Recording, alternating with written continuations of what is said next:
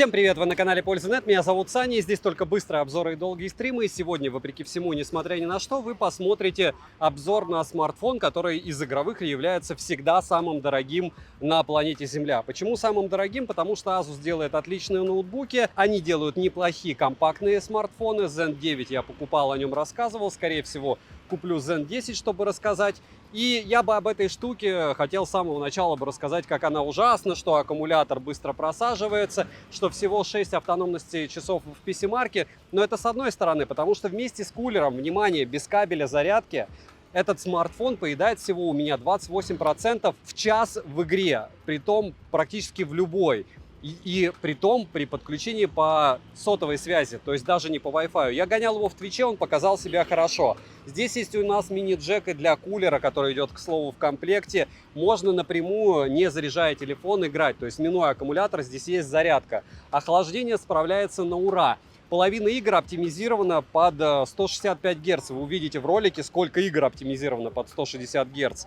Эта штука выглядит всегда эпично, и лучших игровых смартфонов в принципе в природе не существует, поэтому, что бы я ни говорил об Asus, я всегда повторяю, что есть Asus, и дальше уже идут Black Shark, и потом после них Red Magic, можете меня поправить с каким-нибудь Lenovo Y70, Y90, с леновскими планшетами, но по программному обеспечению именно в дружбе с играми, вот это дело круче всех.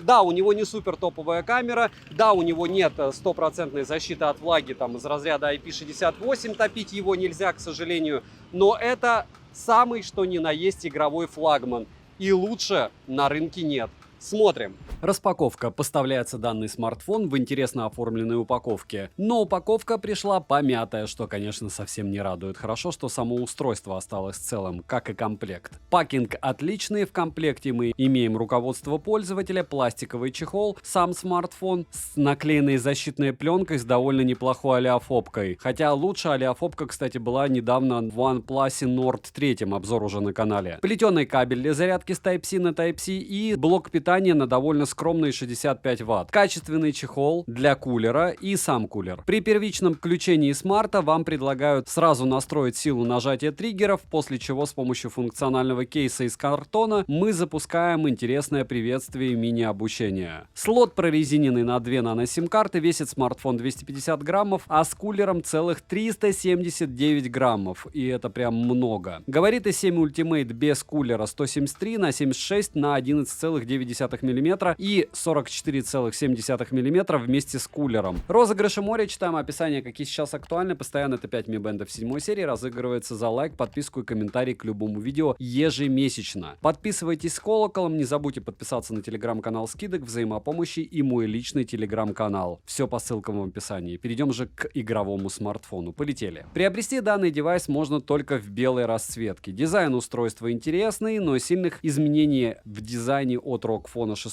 нет. Тыльная часть выполнена из стекла Corning Gorilla Glass 3 версии с матовым покрытием, а рамка, разумеется, алюминиевая. В руке смартфон лежит удобно и не выскальзывает. Корпус не особо марки, сборка, как по мне, отличная. Хотя многим чем-то там Asus какими-то зазорами не нравится, я этого не вижу. Сразу отмечу, что смартфон имеет водонепроницаемость класса IP54, и это значит, топить его нельзя. На корпусе расположили кнопку питания, качели регулировки громкости, разъем USB Type-C версии 3.1 на боку и разъем USB Type-C версии 2.0 внизу. Функция OTG на борту, коннекторы для подключения кулера, 3 микрофона с технологией шумоподавления Asus, 2 пятимагнитных стереодинамика 12 на 16 мм с усилителями Cyrus Logic. Звучание отличное и громкое, я бы назвал его топовым. Настроек для звучания большое количество, что удобно. Также есть сабвуфер, который встроен в кулер, что позволяет сделать низкие частоты более мощными, а для проводных наушников предусмотрели мини-джек на 3,5 мм. 7 Ultimate имеет сертификацию HiRes Audio и HiRes Audio Wireless, технологию Snapdragon Sound и Dirac вибромотор линейный по оси X, мощный и тактильно приятный ко всему, настроить его работу, разумеется, можно. Хотя по мне в топовых OnePlus вибро получше, но на вкус и цвет. ИК-порта не завезли, на тыльной части расположили стандартно для ROG Vision, который из себя представляет 2-дюймовый OLED-дисплей. Он может отображать различные анимации, несколько сценариев, к примеру, входящий вызов, зарядка, режим X, подключение внешних аксессуаров и не только. Выглядит это дело, как по мне, всегда эпично и привлекательно. Настроить работу дисплея можно в настройках. Помимо всего перечисленного, нам предоставили систему управления с помощью ультразвуковых сенсорных кнопок с поддержкой до 9 видов жестов, включая двойное нажатие, слайды, наведение с помощью гироскопа, управление движениями и тому подобное. В играх использовать подобное управление с одной стороны не всегда удобно, но к нему нужно привыкать. Плюс много игр оптимизировано под эту штуку. Отмечу, что на кулере Aero Active Cooler 7 также есть 4 кнопки, но они уже механические. Вот они мне больше по душе, чем сенсорные на самом смартфоне. Все кнопки можно персонализировать под себя. Что касается самого кулера, он крепится без каких-либо проблем к смартфону, хотя, если честно, мне защелка не понравилась. На корпусе кулера можно обнаружить сам вентилятор, разъем для наушников мини-джек на 3,5 мм, разъем Type-C, выдвижную подставку и подсветку. К системе охлаждения мы еще вернемся, а сейчас перейдем к экрану. С фронтальной части нас встречает Samsung AMOLED дисплей на 6,78 дюйма с разрешением 2448 на 1080 пикселей. Матрица экрана абсолютно плоская, дисплей покрыт стеклом Corning Gorilla Glass Victus, боковые рамки не громадные, а вот верхние и нижние рамки остались стандартными по толщине, ну спасибо, хоть симметричные. Соотношение сторон 20,4 к 9, точность цветопередачи Delta E меньше единицы, имеется поддержка HDR10+, плотность пикселей ультра скромная за эти деньги 395 ppi, пиковая яркость нормальная 1500 нит, при прямом попадании света на экран яркости достаточно и пользоваться смартфоном в солнечный день можно. Запас яркости небольшой, но есть, автояркость быстро адаптируется под смену освещения, частота обновления экрана 165 Гц и ниже, а также есть автоматический режим, но экран не имеет технологии LTPO. Тач на 720 Гц, тест на частоту дискретизации касания вы видите на экране, мультитач на борту 10 касаний одновременно он видит, для улучшения картинки в играх используется технология аппаратного ускорения трассировки лучей. Игры здесь и правда вау выглядят. DC-диминг в наличии, показатели шима не радужные, но и не ужасные, выше 20% не поднимаются. Технология Always On Display, разумеется, на борту полноценная, разблокировать экран можно при помощи сканера отпечатков пальцев, внедренного под экран, но можно 5 раз один и тот же палец завести. Распознаванием лица тоже можно разблокировать под разными углами, это все дело срабатывает и без проблем, и глюков не было. Процессор Qualcomm Snapdragon 8 Gen 2 с техпроцессом 4 нанометра с 8 ядрами. Все как у всех, максимальная частота которого 3,2 ГГц, графический процессор Adreno 740, интерфейс ROG на базе Android 13 версии. Оперативная память LPDDR5X на 16 ГБ, внутренняя память UFS 4.0 на 512 ГБ. Имеется поддержка Wi-Fi 7 серии, 5G, 4G сетей ниже. Для 4G 7 бенд на борту, как и 20. Сеть мобильную ловит смартфон отлично, звучание во время разговора качественное, микрофоны справляются корректно, как и датчики приближения. Bluetooth версии 5.3, NFC модуль в наличии, MirPay встает. Оплачивать можно смартфоном все что угодно. Емкость аккумулятора 6000 мАч. В PC-марке он выдал ультра скромный результат в 6 часов 17 минут автономности, но опять же при максимальной герцовке и максимальной яркости. Беспроводной зарядки нет, что странно, опять же за эти деньги. Заряжается от 0 до сотки в среднем иногда 1 час, иногда минуты 42, то есть какой-то рандом. Производитель предоставил большое количество всевозможных настроек для комфортной игры, режим X+, и не только, к примеру, приложение Armory Create или панель Game Gin для быстрого доступа к настройкам. Ко всему в данном приложении добавились новые полезные функции. Я отмечу, что лучшего, конечно, я не встречал в плане заточки под игры. За охлаждение отвечает система Game Cool, которая состоит из двух графитовых листов, паровой камерой с быстрым циклом и кулером Aero Active Cooler 7 с технологией системного охлаждения на базе искусственного интеллекта. Плюс с подключенным кулером вентилятор направляет поток холодного воздуха прямо на ребра охлаждения паровой камеры через заслонку Aero Active Portal. Грубо говоря, охлаждение улучшили просто люто, но шумит он достаточно громко. Ко всему, для того, чтобы использовать его на максимум, необходимо подключать к кулеру еще дополнительное питание. Перейдем же к тестам. Тротлинг тест, как он проходит, вы видите сами на 100 потоках при 30 минутах в Geekbench, сингл-коре, мультикоре. Что он показал в 3D Mark, но особо я хочу отметить, что 3D Mark он проходил без каких-то ухищрений, никто ее в морозилку, в том числе и я, не запихивал. Устойчивость 87% в том же, допустим, Wildlife стресс-тесте, в котором он выбивает довольно приличные 13,5 тысяч баллов, говорит о том, что все со смартфоном хорошо. В Antutu он выбил у меня 1,5 миллиона баллов, но опять же сейчас и Xiaomi 13 выбивает 1,5 миллиона, а Storage тест показал стандартно хорошие 131 тысяча. Но опять же напоминаю, что со Snapdragon Gen 2 плюс-минус одинаковые все цифры показывают. Ведет он себя отлично, можете на Твиче посмотреть, как он себя зарекомендовал в играх, потому что я его уже гонял. Ссылка в описании, на лайв-канале есть запись по автономности и всему всему остальному. Основной блок камер с тыльной части состоит из 3 модулей одной LED-вспышки. Основной сенсор Sony IMX766, скромненько, старенько, но неплохо. На 50 мегапикселей с диафрагмой 1.9, сверхширик на 13 мегапикселей с углом обзора в 120 градусов и макро на 5 мегапикселей. Запись видео доступна в максимальном разрешении 8К 24 FPS и, конечно же, есть 4К 60 FPS. Стабилизация только цифровая. Фронтальный сенсор OV32 на 32 мегапикселей, максимальное разрешение для съемки видео 1080p 60 FPS. Данный смартфон однозначно не про камеры, качество картинки чуть ниже среднего, но учитывая, что это игровой смарт, в целом камеры показали себя неплохо. 4К 60 FPS, и да, я протер все, и я в курсе, что это игровой смартфон, но он стоит далеко за 100, и поэтому хотелось бы, чтобы он снимал, ну, слегка получше, без дымки. Как говорится, я протер его 2 раза, 4К 60 FPS, и все равно упорно он снимает с какой-то дымкой. Ну ладно, есть блокировка АФ. Зачем? Очень странные дела. Фронталка на игровом смартфоне за космические деньги. Мало того, что роллинг шаттер, ну и, разумеется, ночью юзать вообще бессмысленно, я скажу. Вообще. 4К 60 FPS. Пасмурно. Так сможете снимать. 4К 60 FPS, крокодиловая ферма. Смартфон, который вряд ли здесь еще у кого-то окажется в руках. Что он не про съемку. Вижу фризы, надеюсь, что все лучше. Если брать иксы, то можно сделать X2 и X4. Максимально скромно все. Расширик 1080p 60 FPS. Уже неплохо. Так сможете снимать. Допустим, с упором.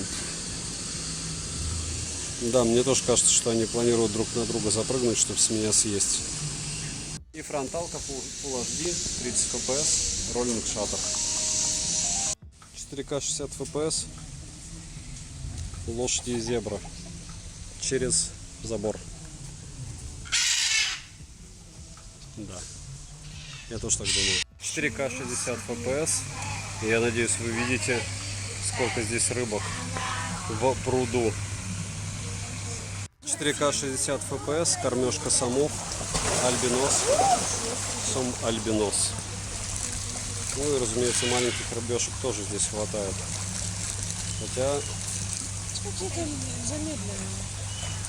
Хотя они питаются более чем достойно. Вот он. Максимальные возможности фронталки. Вдруг вы захотите на фронталку снять самов и потерять смарт за 120 тысяч. Надеюсь, что нет. Тем более разрешение того не стоит. Вот так вы сможете снимать. 4К 60 FPS. И у нас жирафы, которых будут кормить. Кормить. Есть.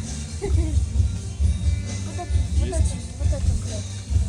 И есть. Ультраширик и рептилии, которых здесь море. Крокодайлс. Прямо рядом. 4К 60 FPS, съемка в торговом центре с одной руки. И вот так вы сможете снимать различные объекты.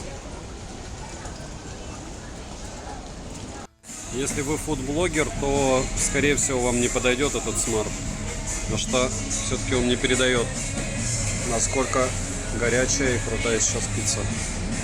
Но в целом ближние объекты снимают нормально. 4К 60 FPS, самы. Ну их здесь и так везде море, океан, и тут тоже. 4К 60 FPS. Здесь тоже рыбкам норм. X максимум 4. Да, это акула. Вот так можно покормить маленьких акул, которые здесь в принципе водятся, кстати. То есть когда говорят, что акул нет, они есть. Видите, руки нежелательно туда запихивать, потому что кто-то может подпрыгнуть и укусить. Black Tip Риф Шарк. Рифовская акула. Вот, пошла. 4К 60 FPS, мерцание было и на Oppo Reno 10 Pro Plus. Да, опасные штучки. Змеи. И вот так вы сможете снимать не в лучшем освещении различные рептилии. Притом 8К 24 FPS мерцания не видно. Вот так. HD 60 FPS. Они прям пугаются, когда на них наводишь. 60 FPS, HD-шка, и я вам скажу, что по многообразию здесь просто нереальное количество живности. Здесь тоже что-то есть, и здесь тоже что-то плавает. Да, вижу. Очень-очень круто. И еще один огромный.